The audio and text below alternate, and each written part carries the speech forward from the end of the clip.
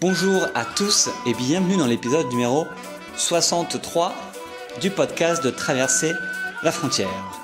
Bon alors, l'invitée du jour s'appelle Sophie et elle nous raconte en fait son histoire en direct d'Édimbourg en Écosse.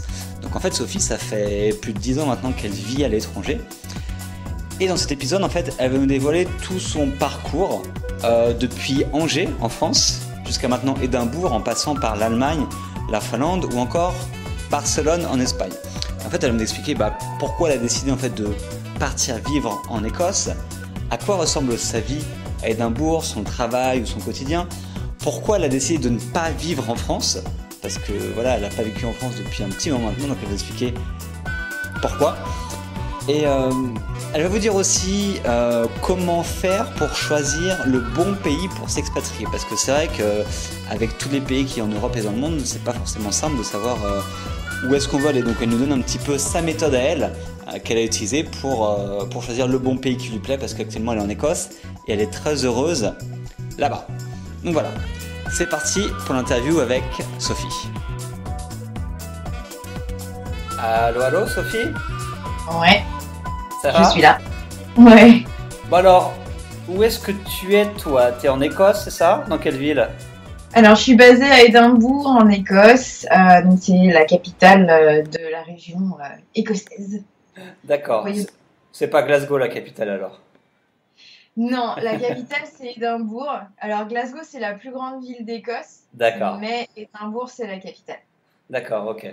Ah, c'était pour savoir si tu connaissais bien ta géographie, mais c'est bon. Non, parce que des fois on confond les capitales. Moi j'aimais bien le jeu des capitales quand j'étais petit, et du coup c'est vrai que les gens pensaient à Glasgow quand on pensait à l'Écosse. Et Parce que c'est la capitale économique. Donc, effectivement, on peut confondre les deux. Ouais. Oh bah bon, on va pas parler des capitales du monde. Parce que non, sinon... je suis mauvaise à ce jeu-là, donc... Ah bon ? Capitale de l'Australie ? Voilà. Voilà, elle est compliquée celle-là. Non, c'est Sydney. Non, c'était Canberra. C'est pas vrai. Si. Bah voilà, tu vois, je te dis que j'étais nulle. Ah non, mais ça c'est le piège. J'aimais bien faire ce piège quand j'étais petit. Enfin bon. Ah bah voilà, même avec les grands aussi. Voilà, c'est pas grave. On va passer au sujet que tu connais beaucoup mieux. On va parler de toi, de ton histoire, de l'Écosse, etc. Donc, est-ce que tu peux me dire ce que tu fais à Édimbourg ? Ça fait combien de temps que tu es à Édimbourg et qu'est-ce que tu y fais actuellement ? Alors, ça fait au mois de juillet, ça va faire 4 ans qu'on est installé à Édimbourg. Et actuellement, j'ai plein de casquettes. Je travaille dans le marketing touristique. Donc, par exemple, en ce moment, je travaille pour les Kelpies, des sculptures de chevaux qui sont basées à Falkirk. D'accord. Donc, je fais le marketing pour ces sculptures. Je suis aussi blogueuse de voyage et je suis aussi copywriter pour différentes entreprises dont Skyscanner, Visit Britain. Voilà, en gros, c'est ce que je fais en ce moment. D'accord, donc tu dis que tu as un blog de voyage. Est-ce que tu pourrais juste nous dire quel est le nom de ton blog ? Comme ça, les gens qui nous écoutent peuvent regarder tout ça en nous écoutant. Alors, mon blog s'appelle Oh My World. Donc, vous le trouverez avec double O. Il y a 2 O au départ. Donc, c'est un blog de voyage sur l'Écosse et sur d'autres destinations aussi. Ouais, d'accord. Oui, effectivement, quand on arrive sur la page d'accueil, tu parles de Malte. Donc, et voilà, exactement. Donc, le blog est vraiment une mine d'informations sur l'Écosse, mais quand je voyage ailleurs, j'aime bien aussi parler des autres destinations. D'accord. Et ça fait longtemps que tu l'as, ce blog ?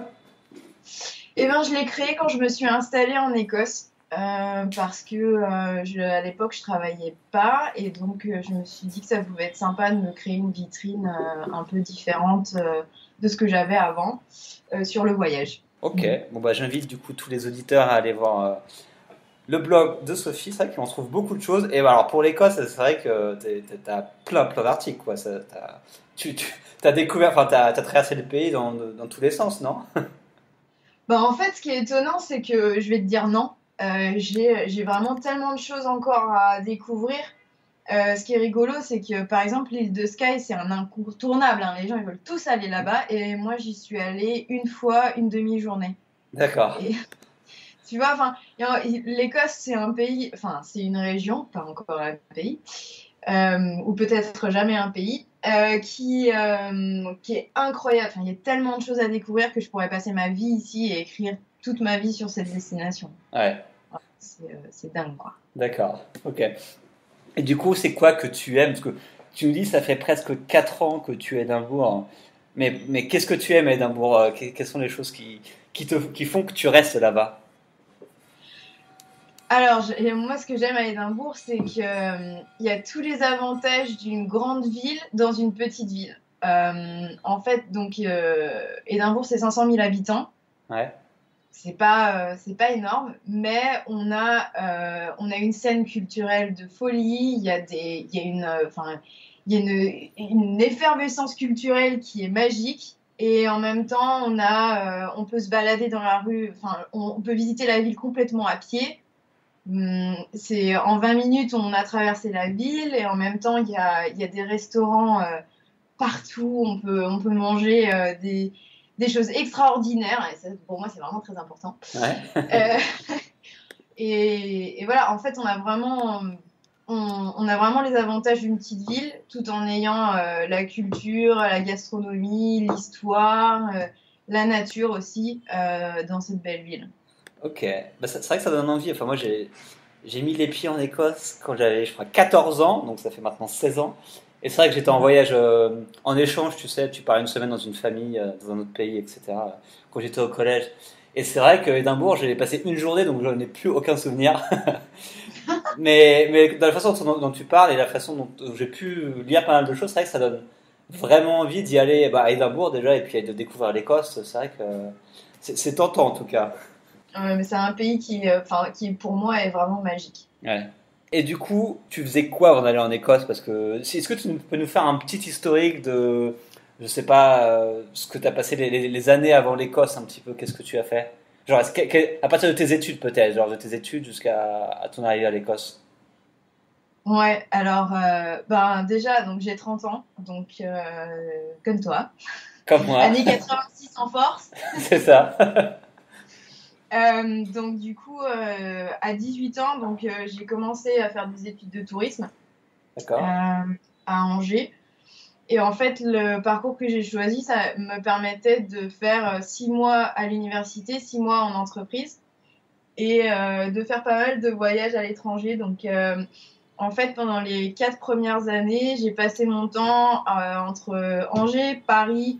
J'ai fait 6 mois en Finlande, un an en Allemagne. Après mon année en Allemagne, j'ai eu des problèmes avec mon université et du coup j'ai décidé de partir travailler aux grandes dames de mes parents. Ok. Et je suis partie à Paris travailler chez Hilton. Mhm. Je travaillais un an pour eux et je me suis rendu compte que c'était pas ce que je voulais, que j'avais plus d'aspiration d'aspiration à plus que ça. Donc, je suis partie en Angleterre faire un master en management international hôtelier. Ok. Après ça, je suis partie m'installer une première fois en Écosse avec mon copain de l'époque et à Glasgow. Et en fait, je n'ai pas trouvé de travail, mais j'ai une amie allemande qui m'a dit, écoute, l'entreprise pour laquelle je travaille en Espagne, elle cherche quelqu'un avec ton profil. Viens, tu vas voir, ça va être vachement bien et tout. Et je suis partie à Barcelone, j'ai passé des entretiens et qui se sont pas très très bien passés parce que c'était pour une boîte de conseil. Et donc, ils cherchaient quelqu'un avec un profil super financier. Et alors, moi, en finance, à l'époque, j'étais une bille totale.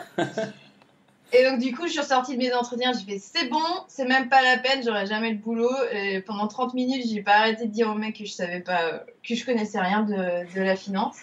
Mhm. Et au final, ils m'ont quand même pris parce qu'ils avaient besoin de quelqu'un. Et du coup, ça s'est tellement bien passé qu'ils m'ont gardé. Je suis restée quasiment 4 ans. Wow, ok. Et au bout de 4... Comment? Ok, 4 ans, c'est pas mal, ouais. Ouais, mais c'était mon boulot de rêve en fait. Donc je faisais du conseil en développement touristique. Donc en gros, j'aidais des hôteliers ou des gouvernements à développer le tourisme dans la région où ils sont implantés. Et donc, du coup, pour moi, c'était vraiment le dream job. Mais bon, en 2013, en Espagne, la situation économique n'était pas terrible. Et donc, pour mon copain, c'était compliqué parce que lui, il travaille dans l'IT. Et donc, du coup, on a décidé de chercher un autre endroit où se baser. Et moi, j'ai dit à Thomas, écoute, moi, l'Écosse, j'ai adoré, j'aimerais bien y retourner. Et il a trouvé un boulot chez Visit Scotland, ce qui est assez rigolo. Ouais. Et donc, du coup, on est parti, on s'est installé en Écosse. D'accord. Voilà. Bon, ça paraît très simple tout ça comme ça, mais ça devait être, Pas vraiment, en fait. ouais, ça devait être un peu plus compliqué que ça. Ok, donc 4 ans à Barcelone. Donc tu es parti du coup de Barcelone à cause ou grâce entre guillemets de ton copain ou toi tu voulais vraiment partir de Barcelone aussi ou Oui, alors oui, en fait, je voulais vraiment partir de Barcelone parce que Barcelone, je trouve que c'est une ville géniale en vacances. J'y retourne souvent juste pour voir les copains et passer du bon temps. Mais pour moi, c'était pas une ville dans laquelle je me voyais m'établir. Tout simplement parce que j'arrivais pas à m'acclimater à la façon de vivre locale en fait. Mhm. Euh, la façon de vivre à l'espagnol où on commence à bosser à 10 heures du matin, on arrête à 14 heures, on reprend à 16 heures, on finit à 20 heures. Ouais. Pour moi, c'est pas mon rythme naturel. Je suis du matin, donc c'était un peu compliqué, quoi. D'accord. Et donc voilà, donc on a décidé. Donc tu avais envie de partir de Barcelone de toute manière. Ouais, on avait envie de partir de Barcelone. C'était vraiment une décision à deux. On était là, non, on veut vraiment partir. Après, on savait pas trop où on voulait aller. Au départ, on voulait partir en Asie. Mais Ouais. les circonstances de la vie ont fait que ma maman est tombée malade et que je suis fille unique. Donc j'ai refusé. J'ai dit à Thomas, écoute, je peux pas laisser mes parents, je peux pas aller aussi loin. Ouais. Donc on a décidé de rester en Europe, mais on voulait trouver plutôt un pays anglophone. D'accord. Ok. Et du coup, c'était pas trop compliqué parce que pour beaucoup de gens, j'ai l'impression que quand on leur dit ouais, je suis parti dans tel pays, dans telle ville, on a l'impression que c'est toujours très très compliqué.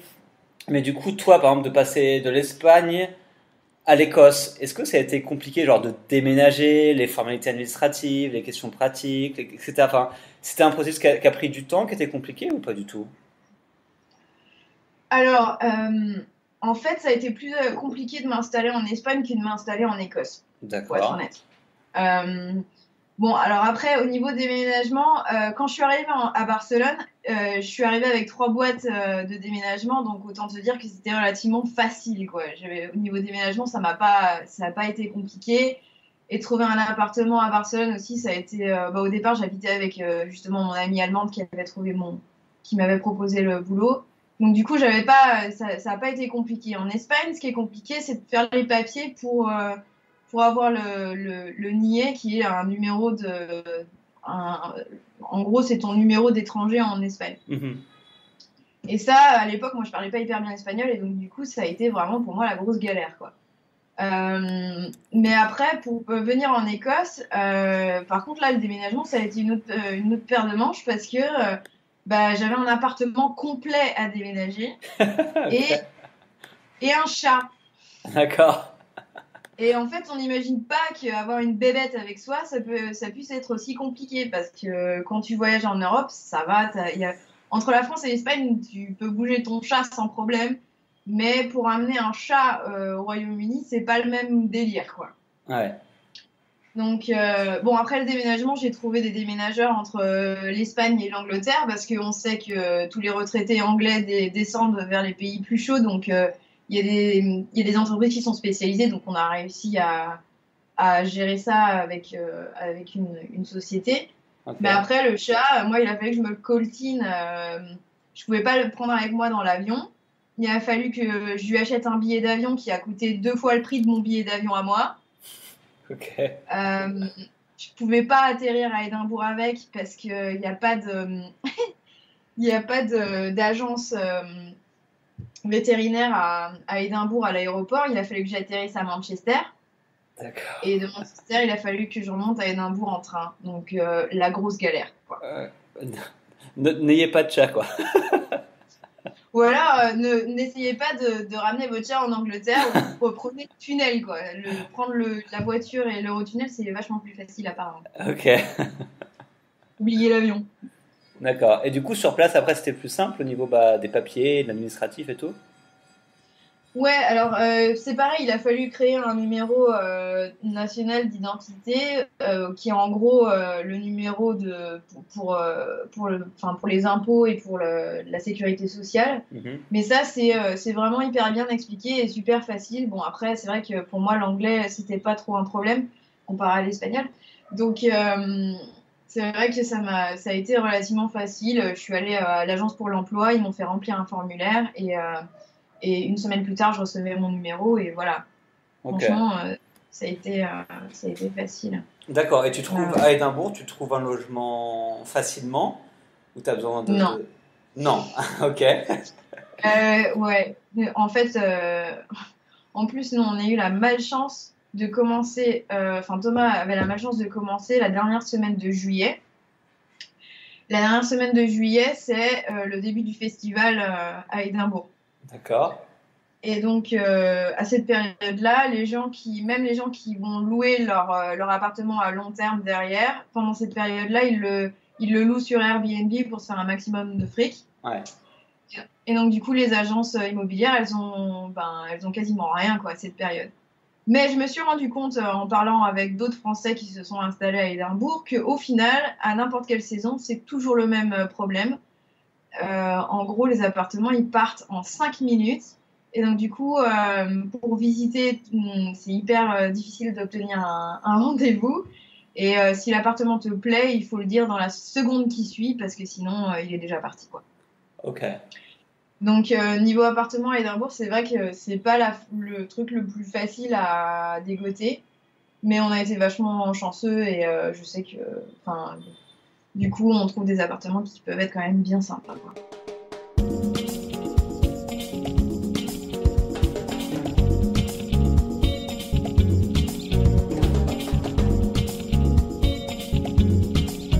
Et depuis presque 4 ans du coup que tu es là-bas, c'était quoi ton parcours à Édimbourg? Parce que ce que tu fais actuellement, je pense que tu l'as pas tout le temps fait.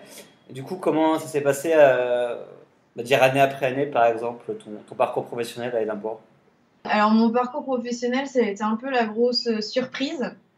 Donc, du coup, à Barcelone, j'étais consultante en développement touristique et dans une grosse boîte. Et quand je suis arrivée ici, ben, j'avais rien. Donc, il a fallu que je cherche du travail.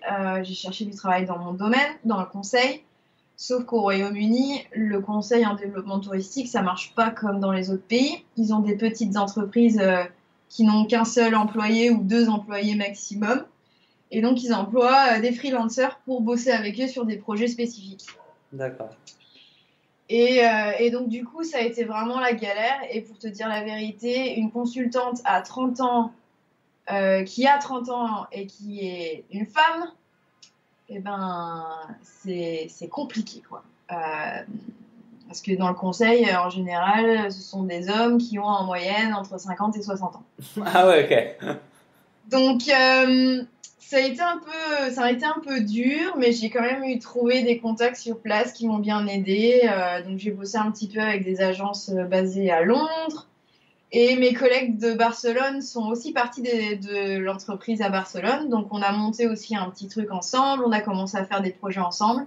Ça a été pendant ma 2e année à Édimbourg. Donc, j'ai continué mon boulot de consultante à vivoter de mon boulot de consultante. Et D'accord. puis, En freelance du coup. ouais, en freelance avec différentes agences. Donc, D'accord. c'est pareil, l'expérience freelance en Écosse, c'est assez le bonheur parce que ça a été très facile de m'inscrire, de trouver les informations, de trouver des gens qui m'ont aidé à m'installer. C'est vrai que l'expérience n'est pas du tout comparable avec la France de ce que j'ai entendu, parce que je me suis jamais mise en freelance en France. Ouais. Mais ça a été un bonheur parce que j'étais très stressée de me mettre en freelance parce que à la base, moi, je cherchais un travail stable comme j'avais avant. Mhm.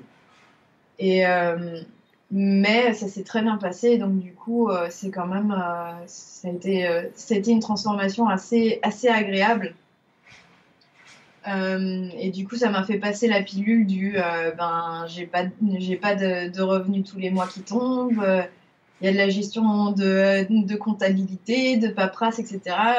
Du coup, ça a bien compensé, quoi. J'ai quand même bien réussi à me mettre dans le bain. D'accord. Et donc, du coup, en ma deuxième année, donc, j'ai vraiment continué mon boulot en consultation. Et puis, ma troisième année, j'ai décidé d'arrêter parce que c'était trop. Enfin, d'arrêter. J'ai mis un peu en pause ce côté-là pour vraiment mettre tout mon cœur dans mon blog et plutôt dans l'écriture. D'accord, ok. On m'a donné. Enfin, il y a quelques entreprises qui m'ont vraiment aidé dans ce domaine-là. Ils m'ont contacté, ils m'ont proposé des boulots de copywriter et donc du coup je me suis mise un petit peu là-dedans et puis de fil en aiguille ben, les gens étaient de plus en plus intéressés, j'ai trouvé d'autres choses et puis voilà, puis aujourd'hui du coup ben, je suis vraiment que dans le marketing et dans le copywriting et c'est génial.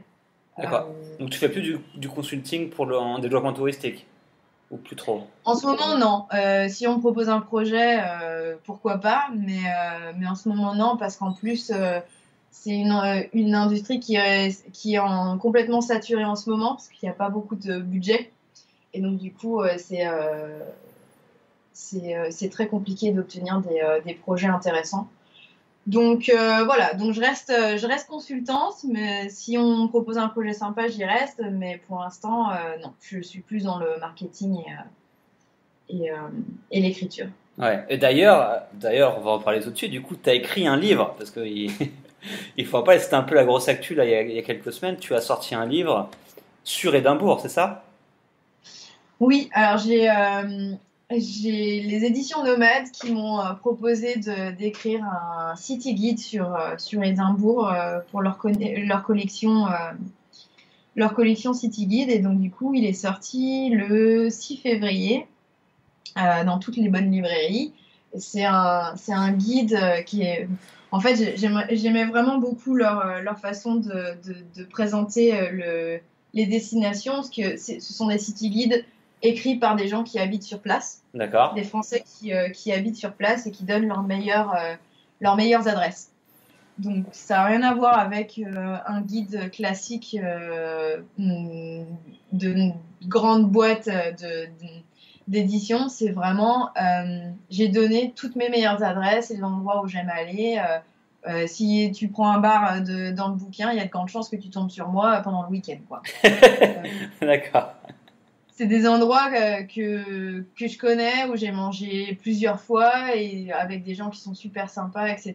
Et puis je donne aussi des adresses de gens. Bah, par exemple, on m'a demandé de faire une page sur les enfants à Édimbourg, qu'est-ce qu'ils aiment faire. Ouais. Donc du coup, j'ai demandé à mes petits voisins, j'ai des petits voisins qui sont adorables, et ils m'ont écrit une super jolie lettre avec Sophie, voilà les endroits où nous aimons aller. Ils m'ont écrit une petite lettre, etc., avec les endroits où ils aiment bien et pourquoi ils aiment bien y aller. Et donc du coup, j'ai utilisé leurs adresses dans mon livre. Donc c'est vraiment, ça a été écrit avec le cœur, quoi. D'accord. Bon, bah, c'est cool. Bon, en tout cas, tous ceux qui veulent aller à Édimbourg, je pense que s'ils achètent le livre, ils seront pas déçus. Il y aura pas mal de bonnes adresses donc, du coup, pour boire et pour manger, c'est ça? Bon, il y a plein d'adresses différentes. Donc, il y a une section sur la culture. Donc, il y a tous les endroits à ne pas louper à Édimbourg. Il y a une section shopping. Donc, tous les endroits pour acheter des produits made in Scotland, des petites choses à manger, pas mal de designers aussi locaux, etc. Ok. Il y a une section bar et resto et une section loisirs, donc avec des excursions, des endroits où aller, etc. Enfin, plein de choses comme ça. D'accord. Ok, bah très bien. Moi, je saurais en tout cas quoi acheter si je dois venir à Édimbourg. Ouais. Je prendrai ce petit guide. Il est dispo à la Fnac, il est dispo dans toutes les grandes librairies. Et ce que j'aime bien en plus, c'est qu'il coûte 8,50 €. Et donc Ok. en général, c'est le genre de guide que j'achète aussi moi pour moi-même. Donc, Ouais. je vous le recommande. J'espère qu'il plaira à tous ceux qui l'auront dans les mains. Ouais, tu l'as fait avec amour, donc ça devrait le faire normalement. Ouais, j'espère. Et du coup, tu nous parlais voilà, de ta vie un peu de freelance et tout ça, mais elle ressemble à quoi pour que ce soit concret pour les gens, parce que freelance, être blogueur, c'est pas toujours très concret. Du coup, concrètement, à quoi ressemblent tes journées, tes semaines, comment tu organises un petit peu ton temps, qu'est-ce que tu fais concrètement? Ce qui est assez sympa, c'est que mes journées et mes semaines ne se ressemblent pas. C'est ça qui me plaît le plus. Euh, En gros, bon, en ce moment, c'est un petit peu différent parce que j'ai un contrat avec les Kelpies. Donc, je vais travailler 3 jours par semaine dans le centre de l'Écosse. D'accord. Mais en général, comme je suis du matin, je travaille le matin. Je peux commencer vers 6 heures du matin à travailler sur mes articles. Après, je fais un peu de travail pour les clients que j'ai à droite à gauche. À midi, je me prends une bonne pause parce que je suis bonne à rien. Si je mange pas et que j'ai pas un bon repas. Et puis, l'après-midi, c'est reparti pour de l'écriture ou du travail d'administration. Et le soir, souvent, je vais par exemple dans des restaurants où j'ai des soirées sur Édimbourg pour des lancements, des choses comme ça, pour écrire sur mon blog. Ça, c'est ma journée typique à la maison, mais bon, il faut comprendre que je voyage aussi pas mal. Ouais. Donc, quand je suis en voyage, c'est un peu différent. Ça veut dire que le matin, je me lève toujours à 6 heures pour essayer de travailler avant de partir en découverte. Et à 8 heures, en général, je mange mon petit-déj rapidos. Et puis, la journée de photographie, vidéo, etc. Commence jusqu'à ce que le dîner se termine et que je me retrouve dans ma chambre à devoir trier toutes mes photos, à monter les vidéos, etc., etc. Ouais. C'est intense, mais c'est génial. Enfin, quand on aime le voyage et quand on aime partager ses expériences, y a rien de mieux, quoi. Ouais, ouais, c'est sûr. Euh, et du coup, l'Écosse, tu vas y rester longtemps parce que voilà, on a compris que tu as pas mal voyagé. Ensuite, tu es installé à Barcelone pendant 3 4 ans. Là, ça fait quasiment 4 ans que tu es en Écosse. Du coup, tu te vois rester là-bas ou tu te vois essayer un nouveau pays, par exemple? Alors, j'ai promis à Thomas que je ne changerai pas de pays. Ok. Non, c'est blague à part. Non, mais là, depuis que j'ai 18 ans, j'ai quand même changé très souvent de pays. Ouais. Et j'avoue que j'en ai un peu marre de devoir bouger mes valises. J'aime bien voyager, mais j'aime bien revenir à mon point de départ aussi. Donc du coup, non, je pense qu'on va essayer de rester en Écosse parce que on a acheté une maison, qu'on est installé, on aime le pays et qu'on s'y sent bien. Ce qui est quand même pas toujours facile de trouver un endroit où on se sent vraiment bien. Ouais. On verra parce que le problème c'est que avec cette histoire de Brexit qui nous pend au nez, on ne sait pas exactement ce qui va nous arriver, on ne sait pas non plus dans quelles conditions on va pouvoir rester et que voilà, que si le pays ne veut plus de nous ou nous accueille d'une façon qui ne nous convient pas, et on cherchera à partir ailleurs. D'accord. Mais on aimerait bien rester. Ok. Et du coup, Sophie, je me demande, pourquoi est-ce que tu vis à l'étranger? Là, ça fait maintenant plein d'années, une dizaine d'années, enfin, plus que ça même. Pourquoi tu vis à l'étranger et pourquoi tu ne vis pas en France? Parce que c'est une question que j'ai moi de temps en temps, c'est mais pourquoi tu viens pas vivre en France? Ce serait plus simple. C'est une réaction de pas mal de gens et donc du coup, j'aimerais savoir, toi, pourquoi tu as décidé, voilà, comme ça, de vivre à l'étranger? Euh, À la base, j'ai choisi d'habiter à l'étranger parce que je voulais apprendre des langues étrangères et que je trouvais ça excitant de démarrer une nouvelle vie dans un nouveau pays et d'apprendre une nouvelle culture, etc. Mhm. Et c'était le pourquoi du comment à la base. Mais après 4, 5, 6, presque 10 ans à l'étranger, eh ben, Ben, la France, oui, j'y suis née, oui, j'ai ma famille, mais ben, je m'y retrouve plus vraiment en fait. Mhm. Parce que j'ai découvert une autre culture, j'ai une nouvelle façon de vivre, j'ai une nouvelle façon de voir les choses, et c'est vrai que quand je rentre en France, et ben, je me, je suis parfois un peu, comme disent les Anglais, overwhelmed. J'arrive plus à m'identifier à la société française. Donc, c'est vrai que c'est aussi pour ça que je vis à l'étranger. Euh, je sais pas si revenir en France, tout serait plus facile. Parce que revenir en France, actuellement, c'est pas si facile que ça pour quelqu'un qui a habité plus de 10 ans à l'étranger. Ouais, ouais. Donc, voilà. Mais bon, après, si l'opportunité fait que je dois rentrer en France un jour, ben, je le ferai. Mhm. Mais c'est pas dans les tablettes, c'est pas dans notre plan actuel.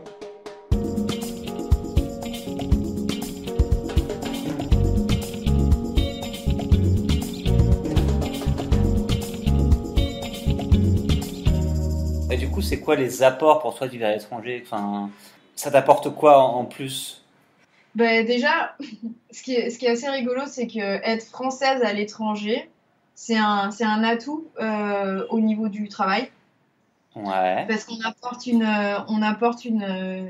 vision différente de l'Europe et de la France dans un nouveau pays. Et en général, ça plaît pas mal aux entreprises. Mais qu'est-ce que ça m'apporte moi personnellement? Ben, je sais pas. En fait, vivre à l'étranger, c'était pas tellement vivre à l'étranger pour vivre à l'étranger, c'était trouver un endroit où je me sente bien et où la culture me correspond. Mhm. Et donc, du coup, correspond à ma personnalité. Et du coup, le Royaume-Uni, et particulièrement l'Écosse, bah, ça correspond plus à ma personnalité que la France ou l'Espagne, par exemple. Ouais. Et comment on fait pour justement choisir un pays? Parce que, imaginons que t'es en France, tu dis, ah, j'aimerais bien aller vivre à l'étranger. Du coup, comment tu peux faire pour choisir le pays qui peut te correspondre? Enfin, quels sont un peu les critères et comment on peut décider si on peut le faire? Hmm. Ouais, c'est un peu dur parce qu'au final, c'était plus du tâtonnement. Donc, j'ai passé un an en Allemagne. J'ai vraiment bien aimé. Ouais. C'est vrai que si je pouvais retourner en Bavière, je pense que j'y retournerais. Mais mon copain actuellement ne parle absolument pas allemand et ne veut pas parler allemand, donc ça risque d'être compliqué. Ouais. Qui m'a dit non mais ça va, on a déjà l'espagnol et l'anglais, on va pas commencer avec une troisième langue non plus, hein. Donc c'est vrai que l'Allemagne c'est une expérience qui m'a plu, l'Espagne après. Comment choisir? Je sais pas. Moi c'était vraiment du test. Il faut Ouais. tester pour savoir en fait, parce que aller en vacances dans un endroit c'est quand même super différent que de vivre dans un endroit. Parce qu'on n'est pas confronté à la culture d'un pays de la même manière quand on y vit que quand on part en voyage. Mhm. Donc je dirais il faut se connaître, il faut savoir quelles sont nos habitudes, comment on vit. C'est sûr que si on est du matin, si on est perfectionniste, si on aime que tout soit bien ordonné, on va peut-être plus choisir un pays du Nord qu'un pays du Sud où il faut aimer la désorganisation organisée. Ouais, ouais, je vois. Voilà. Et c'est aussi pour ça que, par exemple, mon expérience en Espagne était enrichissante, mais en même temps, elle me correspondait pas parce que je supportais pas que les gens arrivent pas à l'heure, qu'il faille minimum attendre 20 minutes une personne, que les meetings durent des heures pour ne rien dire. Ne va pas en Euh, Amérique du Sud alors. ben voilà, c'est ça. Non, mais j'ai travaillé en Colombie et oh my God. T'as travaillé en Colombie? J'ai travaillé pour le gouvernement colombien pendant 6 mois. D'accord. Depuis l'Espagne, j'habitais pas en Colombie, mais D'accord. j'étais basée en Espagne. Mais Ouais, c'est voilà. encore un autre niveau, hein. L'Espagne, c'est ordonné comparé à Ouais. à l'Amérique du Sud, hein. Ouais, ouais, non, c'est sûr, c'est sûr, c'est sûr. Ok. Mais je sais, hein, du coup, en Amérique du Sud, j'irai avec plaisir en vacances. Ouais, ouais, tu iras voir le Machu Picchu et tout ça. Mais Ouais, y habiter, je pense pas, non. ouais, ouais, non, c'est autre chose. Franchement, y habiter, Ça dépend des pays, mais si tu vas aller au Brésil ou en Colombie ou au Pérou, c'est vrai que c'est super compliqué. L'Espagne, tu vois, ça reste quand même bien européen, etc. Mais là-bas, c'est vrai que c'est le bordel permanent, quoi. Si t'aimes pas ça, effectivement, c'est à procéder. Donc ouais, apprendre à bien se connaître pour choisir. Ouais, effectivement, je pense que c'est une des clés pour faire ça, quoi. Pour partir vivre à l'étranger. Ouais. Ok. Et puis tester des pays aussi, c'est aussi apprendre à se connaître.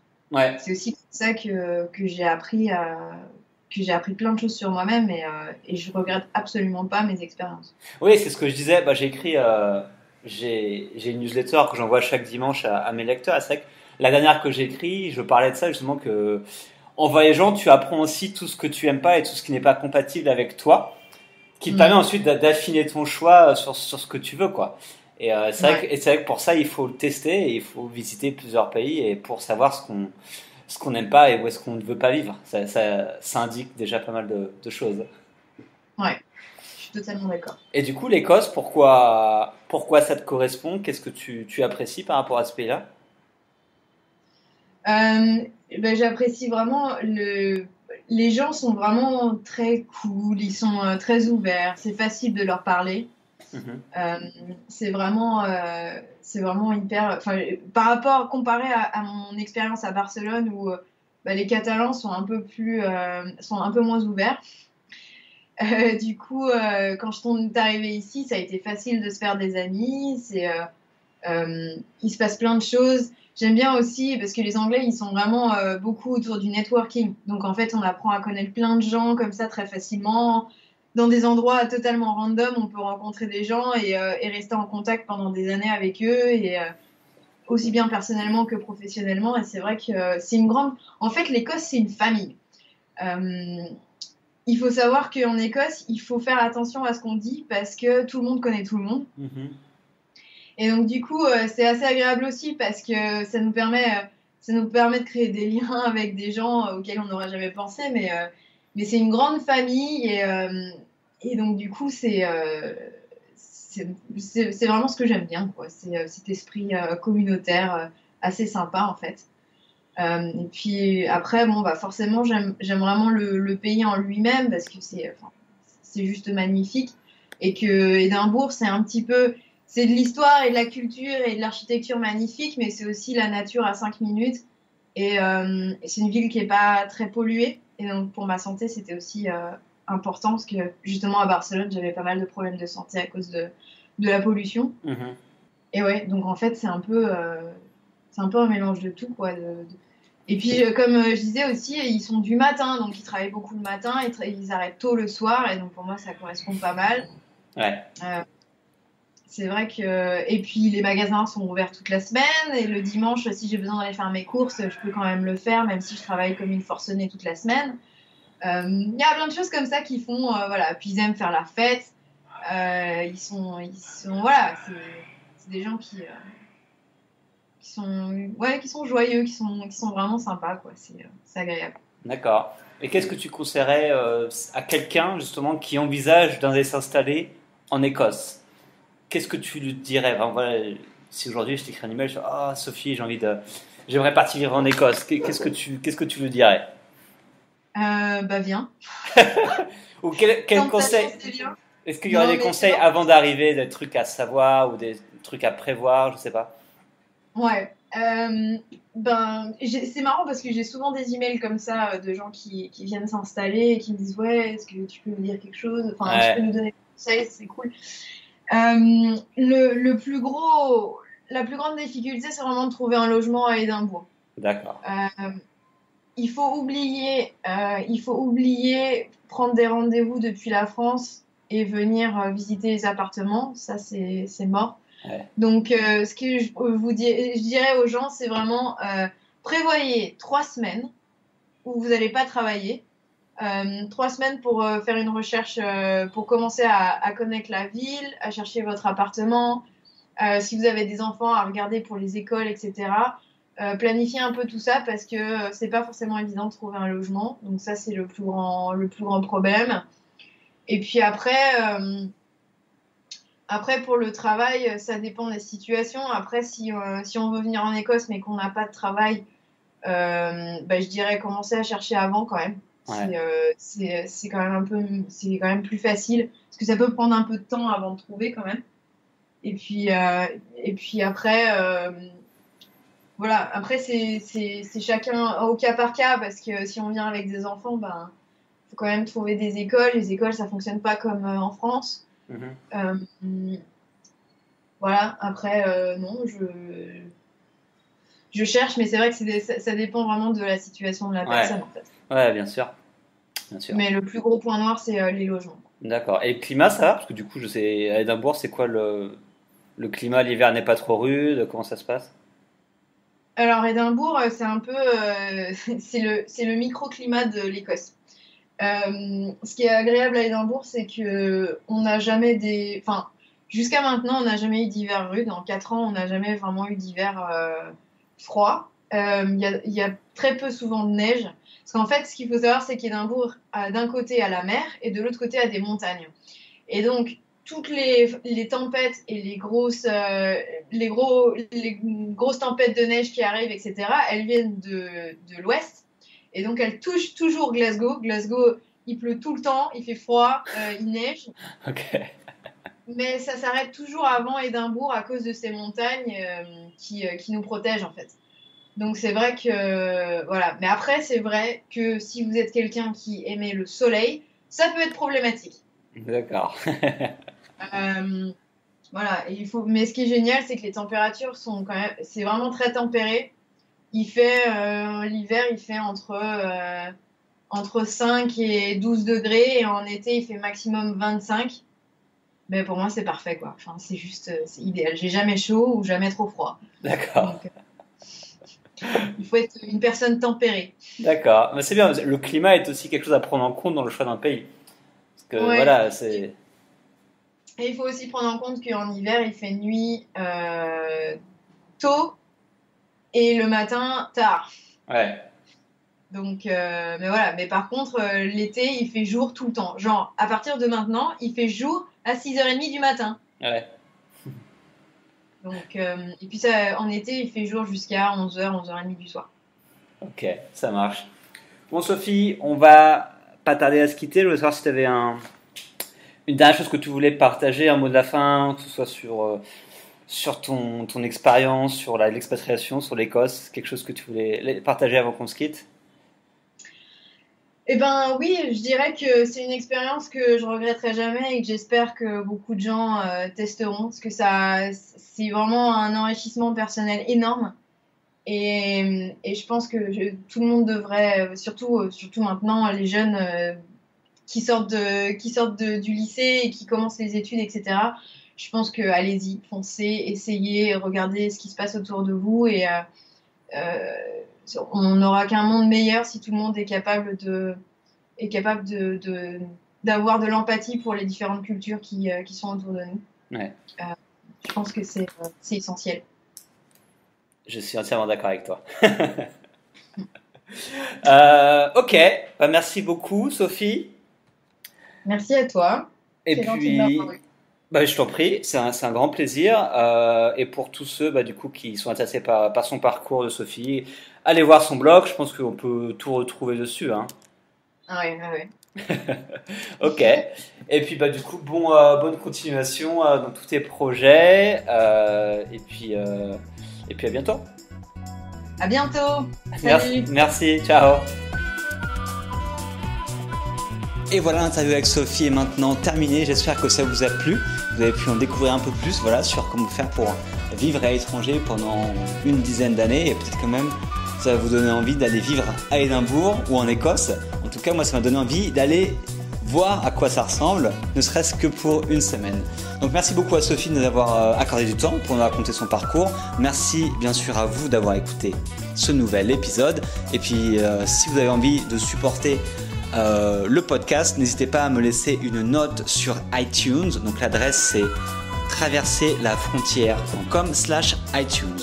En me laissant un avis, donc 5 étoiles et peut-être un avis ou un commentaire, ça me permettra de toucher encore plus de gens sur le podcast et de permettre à plus de gens de partir voyager ou de vivre à l'étranger. Donc voilà, si vous avez 2 minutes, n'hésitez pas à le faire, ça me fera super plaisir. En attendant, on se retrouve très très vite pour une nouvelle interview. À bientôt, ciao.